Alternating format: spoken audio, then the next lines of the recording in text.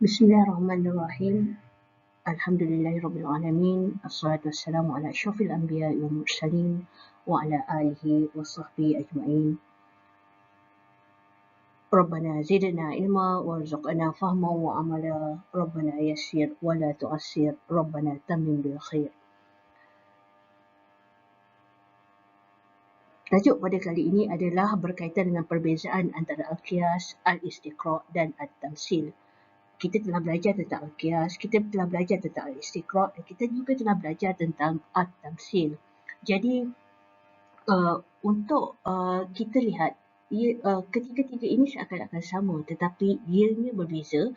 Jadi, kita akan cuba melihat apakah perbezaan di antara qiyas, istiqra' dan juga tamsil. Ada beberapa aspek perbezaan yang kita boleh lihat di antara ketiga-tiga ini. Pertamanya kita boleh lihat dari segi pengertian, yang kedua dari segi pemindahan hukum, yang ketiga dari segi sudut hukum, yang keempat dari segi pembahagian dan yang kelima lain-lain perbezaan yang ada. Mari kita lihat perbezaan yang pertama iaitu dari segi pengertian, perbezaan di antara al-qiyas, al-istiqra' dan juga at-tamsil. Apakah yang dimaksudkan dengan al-qiyas atau disebut juga sebagai silogism? Al-qiyas ini adalah kaedah membuat kesimpulan daripada dua qadiyah yang mengandungi unsur persamaan dan salah satu qadiyah bersifat menyeluruh. Untuk lebih faham apa yang dimaksudkan dengan definisi ini, mari kita lihat contoh yang diberikan iaitu besi adalah logam. Ini adalah qadiyah pertama atau disebut juga sebagai al-muqaddimah as-sughra. Dan qadiyah yang kedua iaitu al-muqaddimah al-kubra, setiap logam boleh dileburkan, dan qadiyah yang ketiga iaitu natijah ataupun kesimpulan, besi boleh dileburkan. Jadi di sini ada tiga qadiyah. Qadiyah yang pertama adalah besi adalah logam, qadiyah kedua setiap logam boleh dileburkan, dan qadiyah yang ketiga besi boleh dileburkan. Daripada dua qadiyah iaitu muqaddimah sughra dan juga muqaddimah kubra ini menghasilkan natijah ataupun menghasilkan qadiyah yang ketiga sebagai kesimpulan ataupun juga disebutkan sebagai natijah.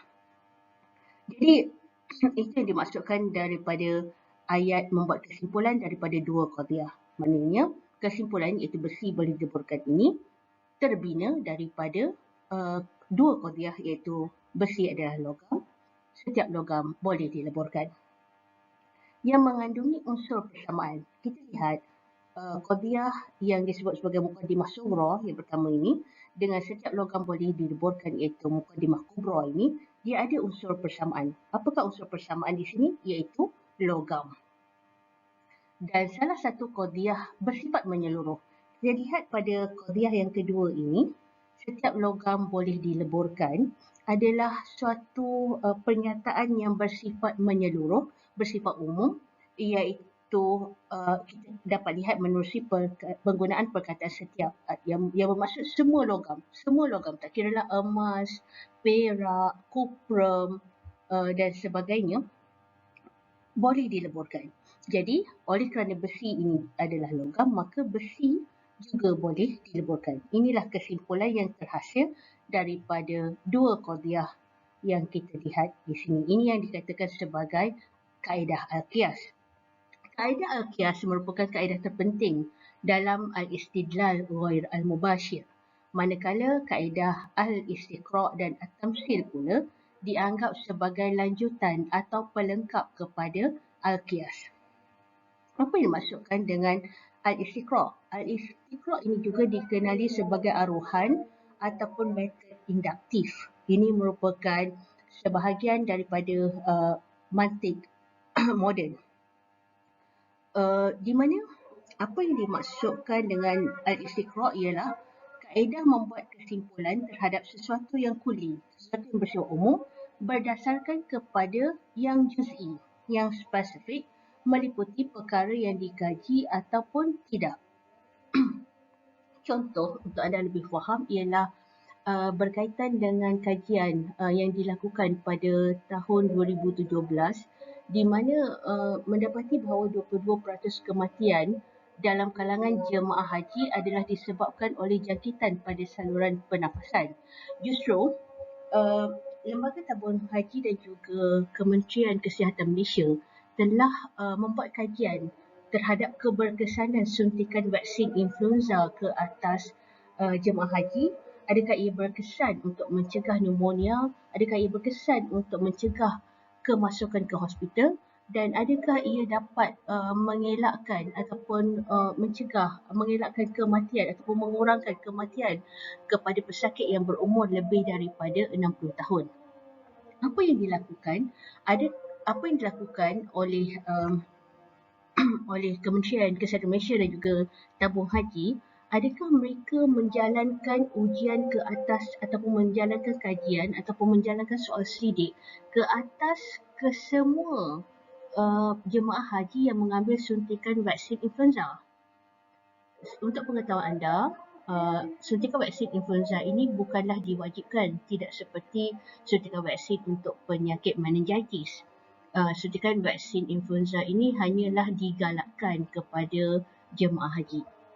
Jadi, berdasarkan kepada kajian itu, mereka tidak melakukan kajian ke atas keseluruhan ataupun kesemua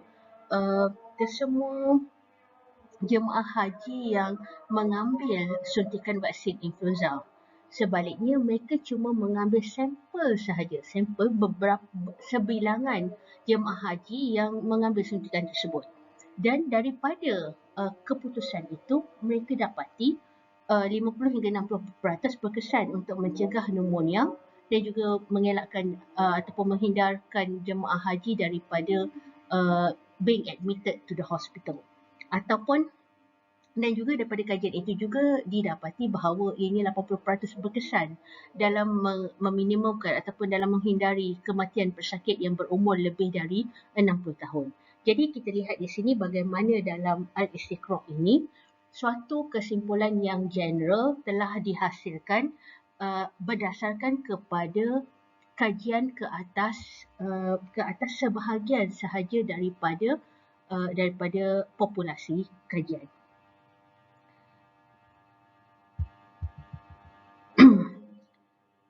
At-Tamsil pula. At-Tamsil ini kalau dalam ilmu usul fiqh disebut sebagai Al-Qiyas Al-Usuli. Al-Qiyas Al-Usuli ini terdapat 4 rukun, iaitu pertama asal, yang kedua furu', yang ketiga illah, perkara yang sama ataupun sebab yang zahir atau hukum yang disandarkan kepada yang asal, dan keempat adalah sebab zahir atau hukum asal bagi sesuatu perkara. Jadi apa yang dimaksudkan dengan at-tamsil atau disebutkan juga sebagai analogi? Ia adalah menetapkan hukum juz'i terhadap juz'i yang lain disebabkan terdapat persamaan antara keduanya. Juz'i pertama adalah yang asal dan juz'i kedua merupakan furu'.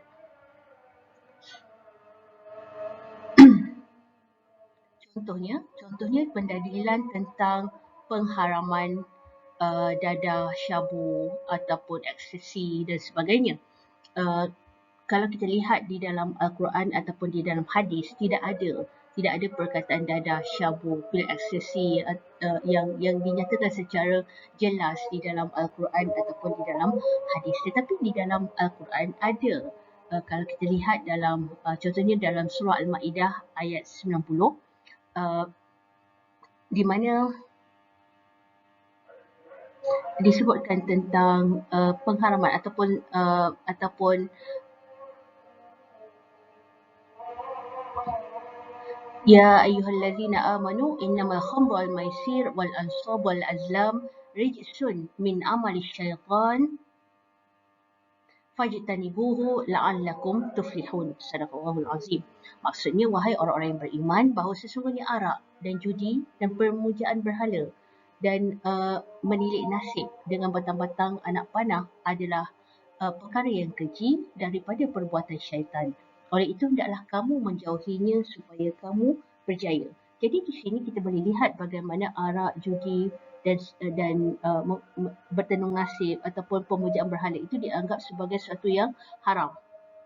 bagaimana kita tahu bahawa ini haram adalah dengan penggunaan perkataan rijsun. Jadi ataupun di dalam hadis ada disebutkan semua yang memabukkan adalah haram. Dan dalam hadis yang lain Nabi ada menyebutkan bahawa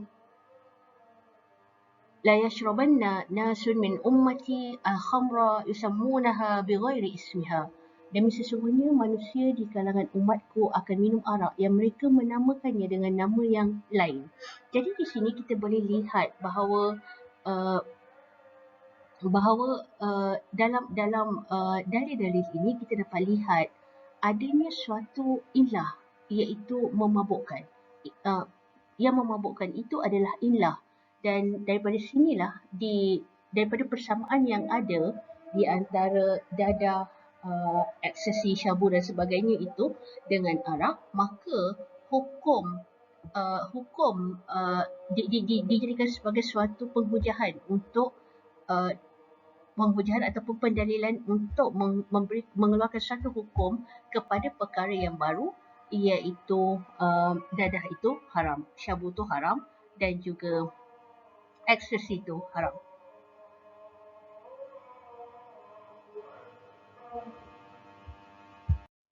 Kita lihat pula perbezaan dari aspek perpindahan hukum. Al-Qiyas, kita lihat bagaimana hukum itu dibina daripada kulli kepada juz'i ataupun daripada sesuatu hukum yang umum kepada yang khusus. Manakala al-istiqra' dia terbalik. Dia merupakan lawan kepada al-qiyas ataupun terbalik daripada qiyas tu, daripada hukum yang bersifat juz'i kepada kulli yang umum ataupun perpindahan hukum yang bersifat khusus kepada hukum yang bersifat umum. Manakala at-tamsil pula adalah pemindahan hukum daripada juz'i kepada juz'i yang lain, di mana juz'i yang pertama adalah yang asal, iaitu pengharaman arak itu adalah yang asal, dan juz'i yang kedua merupakan furu', iaitu pengharaman dadah ataupun syabu ataupun ekstasi tadi. Seterusnya kita lihat perbezaan dari aspek hukum, yang mana kalau kita lihat daripada al-qiyas ini, hukumnya adalah mencapai tahap yakin, kerana natijah ataupun kesimpulan yang dihasilkan adalah berdasarkan kepada qadhiyah pertama iaitu muqaddimah sughra dan qadhiyah kedua itu muqaddimah kubra yang benar. Al-istiqra' ataupun induktif ini pula terbahagi kepada dua, seperti mana yang kita telah bincangkan sebelum ini, iaitu istiqra' tam mencapai tahap yakin, manakala istiqra' naqis adalah mencapai tahap zon.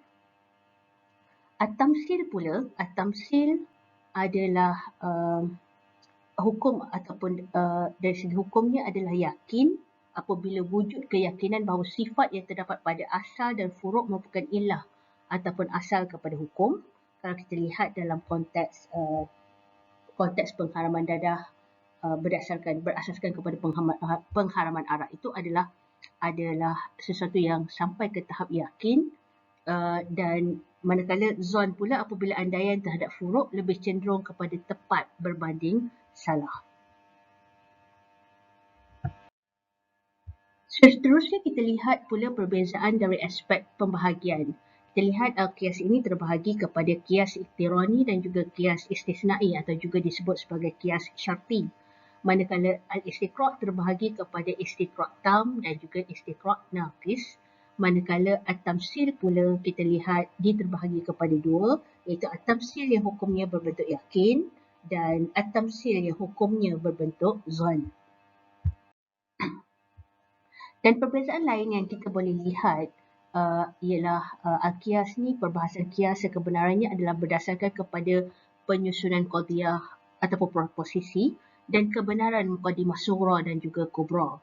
Pendalilan dan keputusan dibuat kepada sesuatu yang baru dikaji dengan berpandukan apa yang telah sedia ada. Manakala al-istiqra' pula berdasarkan kepada akal, penaklukan akal, observasi, hipotesis dan juga eksperimen. Keputusan yang diperolehi khususnya untuk al-istiqra' al-ilmi ataupun metod saintifik boleh dipertingkatkan dengan bantuan peralatan-peralatan terkini seperti mikroskop, teleskop dan sebagainya. Manakala at-tamsil adalah berdasarkan andaian kepada persamaan ataupun perbandingan subjek kajian dengan objek yang asal. Dan pendalilan dan keputusan ialah menerusi sesuatu yang ada terhadap sesuatu yang tiada ataupun tidak berlaku. Dan ia merupakan satu bentuk ataupun kaedah membuat keputusan berdasarkan persamaan ataupun perumpamaan. Jadi